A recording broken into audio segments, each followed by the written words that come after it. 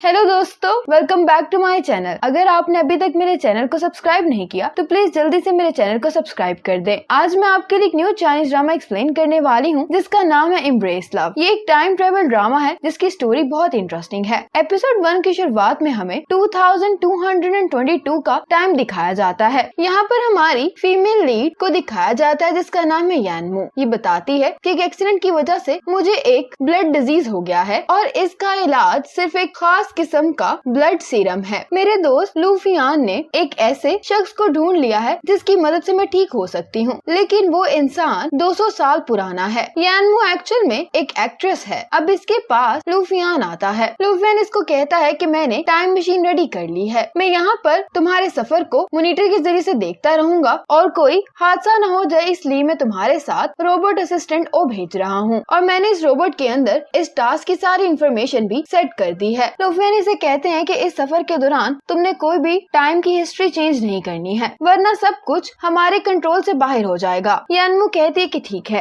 लूफियान इसको कहता है कि तुम्हें 1 साल के अंदर अंदर वापस आना होगा, वरना तुम्हारी यहाँ पर जिंदगी तब्दील हो जाएगी। फिर लूफियान इसको एक ब्रेसलेट देता है और इसकी मदद से यानमू ने उस शख्स से वो ब्लड सीरम लेना है। अब यानमू और असिस्टेंट ओ टाइम मशीन के अंदर चले जाते हैं। यानमू अब एक अजीब सी जगह पर खड़ी होती है जहाँ पर गु यानजी, जिस शख्स के पास इसको जाना है, उसकी इंफॉर्मेशन दी जा रही होती है। ये 21 सेंचुरी के अंदर एक बहुत अच्छा साइंटिस्ट है। अब ये गाओशन ग्रुप में काम करता है एज अ डायरेक्टर, जो कि बायोटेक्नोलॉजी का एक रिसर्च इंस्टीट्यूट है। और गु यानजी और उसकी टीम ने जो भी हाल ही में रिसर्च की है उसमें उन्होंने ब्लड में होने वाली मुख्तलिफ बीमारियों का इलाज ढूंढ लिया है। अब यानमू 2023 के ईयर में आ गई है। यानमू गो यानजी के ही घर पर आ गई होती है। ये इसकी शेल्फ पर पड़ी हुई कुछ चीजें देख रही होती है जो नीचे गिर जाती है, जिसकी वजह से गो यानजी की आंख खुल जाती है। वो इससे आकर पूछता है कि तुम कौन हो। इसे देखते ही यानमू अपना ब्रेसलेट ऑन करती है ताकि ये इसका ब्लड निकाल सके, लेकिन ऐसा करते हुए कुछ अजीब सा हो जाता है और यानमू कुछ और टाइम पीछे आ चुकी होती है। अब यहाँ पर इसको इसका असिस्टेंट नजर आ जाता है और पूछती है कि अभी क्या हुआ है। ये इसको बताता है कि टाइम ट्रेवल के रूल के मुताबिक अगर किसी को भी आपकी असली शख्सियत के बारे में पता चल जाएगा तो फिर आप टाइम में पीछे आ जाएंगी। यानमू कहती कि ठीक है, मैं आइंदा से इस बात का ख्याल रखूंगी। यानमू कहती है कि फिर मैं जल्दी से जाकर अपना टास्क पूरा करना होगा। इसका असिस्टेंट कहता है कि तुमने भी जो कपड़े पहने हैं वो यहाँ के टाइम के लिहाज से ठीक नहीं है और अगर तुम ऐसे जाकर फिर से उसका ब्लड निकालने की कोशिश करोगी तो तुम्हारी जिंदगी 1 महीना कम हो जाएगी। अब गो यानजी सुबह उठकर अपनी लैब में काम करने के लिए आ जाता है और दूसरी तरफ यानमू का असिस्टेंट इसको सारी इन्फॉर्मेशन दे रहा होता है कि इसे यहाँ पर जिंदगी गुजारने के लिए कौन कौन से रूल्स को फॉलो करना होगा। गो यानजी जब अपने ऑफिस में काम करने के लिए आता है तो इसका असिस्टेंट इसके कॉफी लेकर आता है।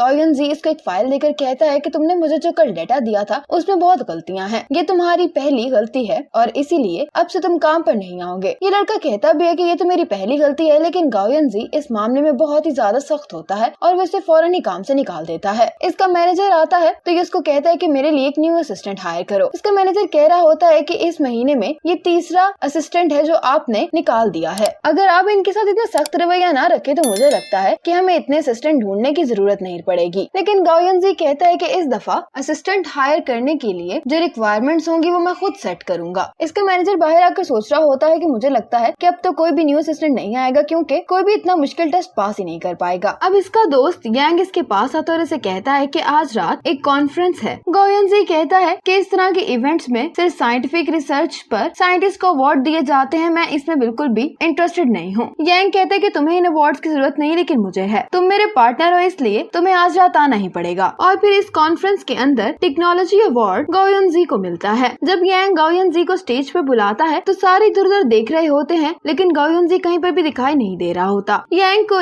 यानजी की जगह पर अवार्ड लेना पड़ता है और जब ये बाहर आता है तो यानजी एक कछुए के साथ बैठा होता है जिसे ये कह रहा होता है कि तुम यहाँ पर क्या कर रहे हो, मैं तुम्हें अपने घर ले चलता हूँ। यांग अगर इसे कहता है कि आखिर तुम्हारे साथ मसला क्या है। यानजी हंसते हुए कहने लगता है कि मुझे पता था कि तुम इस मसले को हैंडल कर लोगे, इसीलिए मैं इतनी लेट आया हूँ यहाँ पर। यांग कहता है कि बहुत रात हो गई इसलिए मैंने यहीं पर तुम्हारे लिए एक रूम बुक कर दिया है। असिस्टेंट ओ भी यानमू को उसी होटल में लेकर आ जाता है। यहाँ पर यानजी रुका होता है और ये यानमू को यानजी का रूम नंबर भी बता देता है। फिर यानमू यानजी के रूम में जाती है और अपने ब्रेसलेट की मदद से दरवाजे का लॉक खोल लेती है। यानमू फिर रूम में आती है तो यानजी सो रहा होता है। ये कैंची की मदद से यानजी की शर्ट काटती है और अपने ब्रेसलेट की मदद से जब ये इसका ब्लड लेने ही वाली होती है तो यानजी की आंख खुल जाती है और ये दोनों एक दूसरे को देखकर चीख मार देते हैं। और जब ये दोनों बाहर आते हैं तो येनमू कहती है कि मैं मानती हूँ कि मैं तुम्हारी बहुत बड़ी फैन हूँ, मैं तुम्हें बहुत पसंद करती हूँ, इसीलिए मैं ऐसा कर रही थी। येनजी कहता है कि अगर तुम वाकई में मेरी बहुत बड़ी फैन हो तो फिर बताओ कि लास्ट वीक इंटरव्यू में जो मैंने सूट पहना था क्या वो अच्छा लग रहा था? तो येनमू कहती है कि हाँ, वो सूट तो बिल्कुल तुम पर परफेक्ट दिखाई दे रहा था। येनजी कहता है कि लास्ट वीक तो मेरा कोई इंटरव्यू ही नहीं था, इसीलिए तुम मेरी फैन नहीं हो। येनमू कहती है कि शायद मुझसे गलती हो गई हो, मुझे बहुत नींद आ रही है इसलिए मैं वापस जा रही हूँ, लेकिन येनजी इसको रोकता है। येनजी कहता है कि तुमने अभी जो कुछ भी किया है तुम्हें मुझे वो एक्सप्लेन करना होगा क्योंकि एक बहुत ही अजीब बिहेवियर है। येनजी ये कह कर भागने लगती है कि मैं शायद गलत कमरे में आ गई हूँ। अब येनमू इसको दरवाजे से बाहर धक्का दे रही होती है और ऐसा करने के चक्कर में ये दोनों एक दूसरे के ऊपर गिर जाते हैं और फिर येनजी बड़ी मुश्किल से अपनी जान बचाकर बाहर निकल आती है। और अब कंपनी के अंदर येनजी और येनमू की फोटो वायरल हो गई होती है और सभी लोग येनजी के बारे में बात कर रहे होते हैं। अब येनमू जब अपने ऑफिस में आकर बैठता है तो यांग भी इसके पास आ जाता है और ये उसी दिन के बारे में इससे पूछ रहा होता है। तो येनजी कहता है कि मुझे कुछ भी मालूम नहीं है, बल्कि आज जब मैं ऑफिस आया तो सब लोग पता नहीं अजीब अजीब बातें कर रहे थे,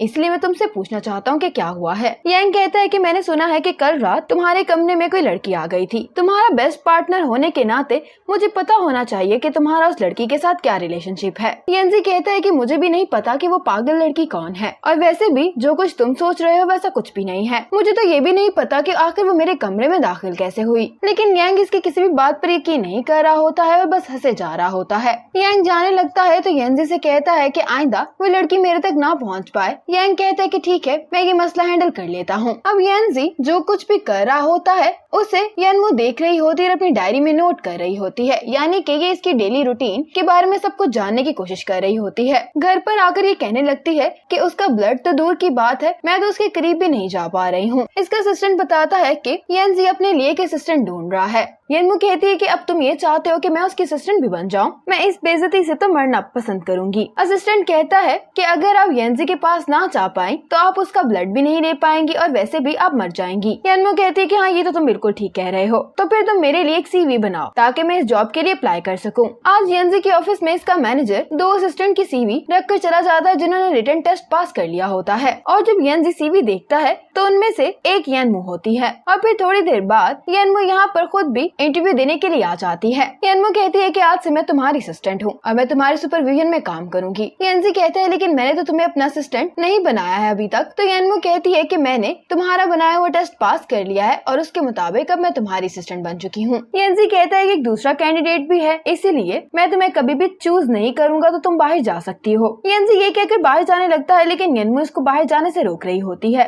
येनमू कहती है कि अगर तुमने मुझे नहीं चुना तो तुम बाद में पछताओगे। येनजी कहता है कि ये तो तुम ठीक कह रही हो, मैं तो तुमसे मिलकर ही पछता रहा हूँ क्योंकि तुम्हारी वजह से लोग मेरे बारे में बातें कर रहे हैं। येनजी इसके पास आकर कहता है कि तुम्हें क्या लगता है कि मुझे तुम्हारे मकसद के बारे में नहीं पता, क्या आखिर मैं तुम मेरे करीब क्यों आना चाह रही हो? येनमू दिल में सोचती है कि मैं तुम्हें कैसे बताऊं कि मुझे सिर्फ तुम्हारे ब्लड की जरूरत है ताकि मैं अपनी जिंदगी को बढ़ा सकूं। येनमू कहती है कि मेरा सीधा सा तो मकसद है, मैं तुम्हारे साथ रहकर इस प्रोफेशन के बारे में और कुछ सीखना चाहती हूँ। येनजी कहता है कि तुम्हारे जैसी लड़की मेरी कंपनी ज्वाइन नहीं कर सकती है। येनजी इसको बाहर निकाल रहा होता है तो इसकी एक वर्कर आकर इसे बताती है कि तुम इसे बाहर नहीं निकाल सकते हो क्योंकि ये वाहिद असिस्टेंट है जिसने तुम्हारा टेस्ट पास किया है, और इसके साथ ही येनमू इसको एज असिस्टेंट हायर कर लेता है। लेकिन येनजी ने इसके असिस्टेंट ओ को हायर किया होता है क्योंकि इन दोनों ने ही सिर्फ ये टेस्ट पास किया होता है। अब इसका असिस्टेंट कहता है कि मैं ये ऑफर रिजेक्ट करता हूँ क्योंकि मैं तो आपकी कंपनी में क्लीनर बनना चाहता हूँ। येनमू कहती है कि अब तुम्हारे पास और कोई भी चॉइस नहीं, इसलिए तुम्हें मुझे ही चुनना होगा। लेकिन येनजी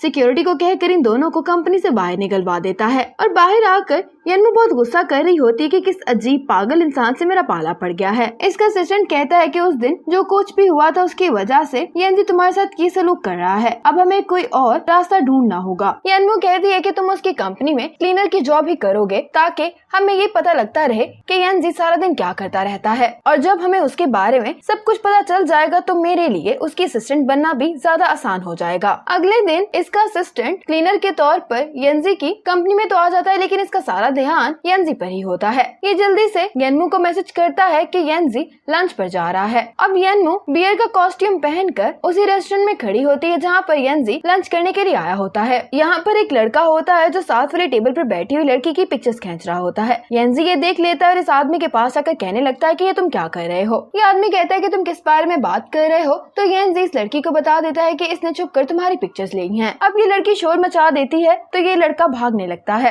येंजी भी इसको पकड़ने के लिए इसके पीछे भागता है। ये देखकर येनमू भी इन दोनों के पीछे भाग रही होती है, लेकिन इस लड़के को पकड़ने में येनमू कामयाब हो जाती है और इसको मार के नीचे गिरा देती है। येनमू जल्दी से इसकी पॉकेट से फोन निकालती है। इतने में पुलिस भी इस लड़के को पकड़ने के लिए आ जाती है तो येनमू ये फोन पुलिस ऑफिसर्स को दे देती है। येंजी भी इसको कहता है कि तुमने अच्छा काम किया है। तो येनमू कहती है कि वाकई में हम दोनों तो साथ में बहुत अच्छा काम करते हैं। इसी मोमेंट पर एपिसोड 1 खत्म हो जाती है।